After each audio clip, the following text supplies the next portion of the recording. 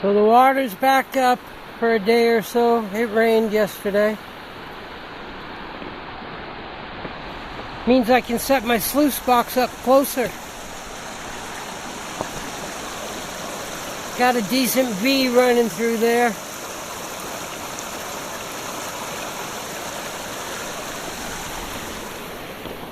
I come back here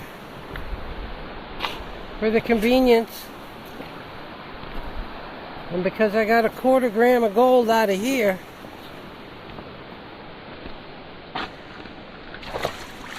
this is ledge. You can see it all coming up out of the ground here. So I'm going to go this way.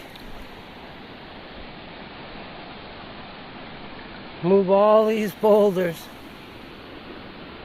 We'll see how it goes.